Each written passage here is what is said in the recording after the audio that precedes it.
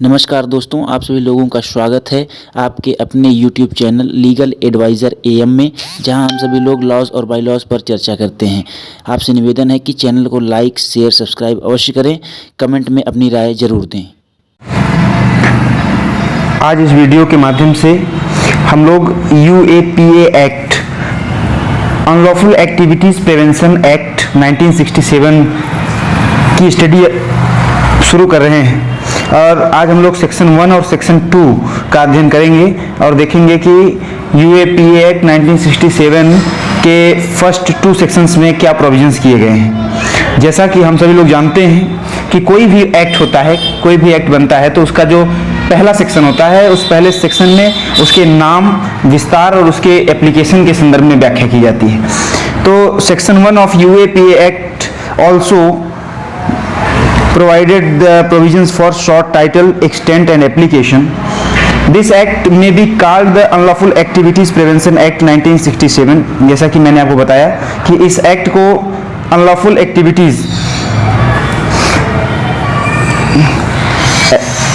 Prevention act 1967 के नाम से जाना जाएगा। यह 1967 का 37वां नंबर का एक्ट था। It extends to the whole of India. यह संपूर्ण भारत पर लागू होगा और every person shall be liable to punishment under this act for every act और omission contrary to the provisions thereof. और प्रत्येक व्यक्ति इस संहिता के अंतर्गत जो भी आपराधिक कृत्य या आपराधिक कार्य लोप का वर्णन किया गया है उसका दोषी होगा, उसे दंडित किया जाएगा। Of which he is held guilty in India, जिसके लिए वह भारत में दंडित किया जा सकता है। Any person who commits an offence beyond India, एक व्यक्ति जो भारत के बाहर कोई अपराध करता है, which is punishable under this act, और जो कि इस धारा के अंतर्गत दंडनीय है, shall be dealt with according to the provisions of this act, उसे भी इस धारा के प्रावधान के अंतर्गत दंडित किया जाएगा। जैसे माना जाएगा कि उसने वह अपराध भारत में ही किया है। The provisions of this act apply also to citizens of India outside India। Bharat के नागरिक जो भारत में रहते हैं, भारत के बाहर रहते हैं, उनके ऊपर भी लागू होता है।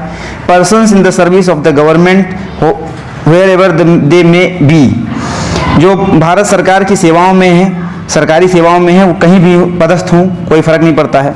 Person on ships and aircrafts, जो व्यक्ति शिप्स या एयरक्राफ्ट्स पर कार्य कर रहे हों जो कि भारत सरकार द्वारा पंजीकृत हों, वेयर एवर दे में भी, वो चाहे जहाँ हो।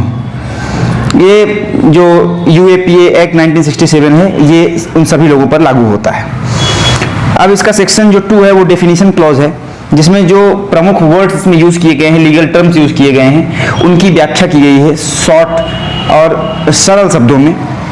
उसको हम लोग देखने का प्रयास करते हैं। इसमें एसोसिएशन शब्द को परिभाषित करते हुए कहा गया है कि एसोसिएशन मीन्स एनी कॉम्बिनेशन और बॉडी ऑफ इंडिविजुअल्स। संगठन का अर्थ होगा लोगों या कई लोगों का समूह। Cession of a part of the territory of India includes admission of the claim of any foreign country to any such part. इस संहिता में जहां भी कोड शब्द का प्रयोग किया जाएगा, code means the code of criminal procedure, उसका मतलब CRPC 1973 समझा जाएगा।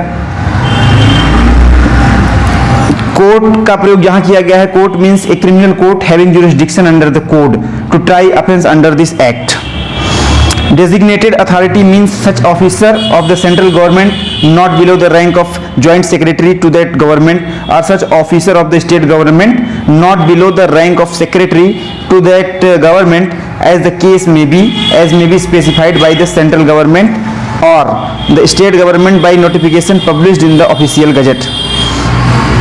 Economic security includes financial, monetary and fiscal stability, security of means of production and distribution, food security, livelihood security, energy security, ecological and environmental security.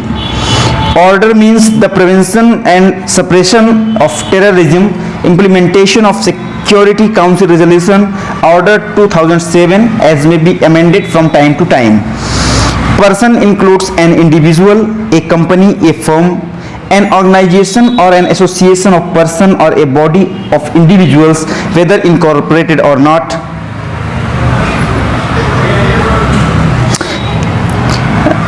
every artificial juridical person not falling within any of preceding subclauses and any agency, office or branch owned by or controlled by any person falling within any of the preceding subclauses.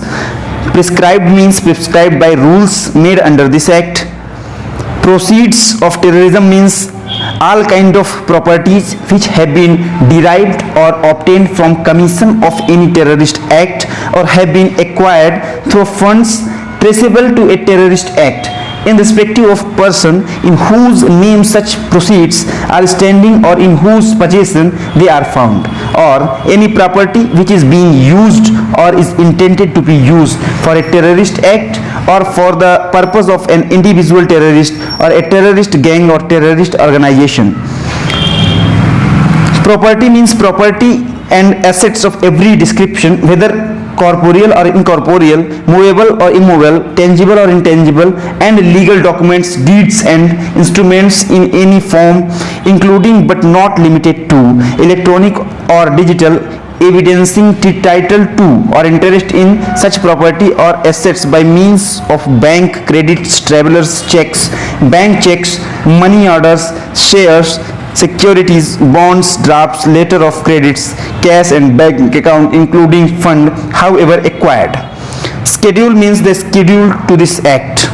Cessation of a part of the territory of India from the Union includes the assertion of claim to determine whether such part will remain a part of the territory of India or not. State government in relation to a union territory means the administrator thereof. Terrorist Act has the meaning assigned to it in section 15, and the expression terrorism and terrorist shall be construed accordingly. Terrorist gang means any association other than terrorist organization, whether systematic or otherwise, which is concerned with or involved in terrorists act. Terrorist organization means an organization listed in the schedule or an organization operated under the same name as an organization so listed.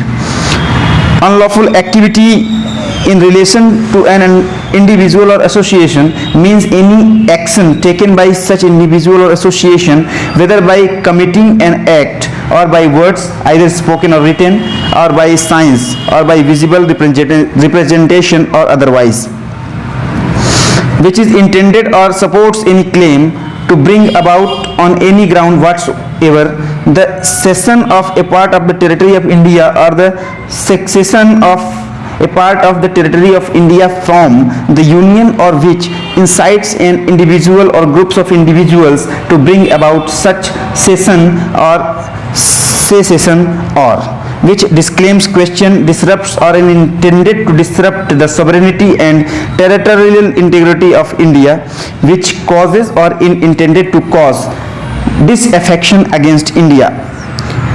Unlawful association means any association which has for its object any unlawful activity, or which encourages or aids person to undertake any unlawful activity, or of which the member undertakes such activity, or which has for the object any activity which is punishable under section 153A of section 153B of Indian Penal Code, or which encourages or aids person to undertake any such activity, or of which the members undertake any such activity, provided that nothing contained in sub clause 2 shall apply to the state of Jammu and Kashmir. तो ये था इसमें definition clause, जिसमें कि कुछ कठिन जो शब्द थे उनको आसान शब्दों में समझाया गया है, और अगले वीडियो में हम लोग पढ़ेंगे कि अनलॉफुल एसोसिएशन क्या होते हैं और उसे कौन डिक्लेयर कर सकता है।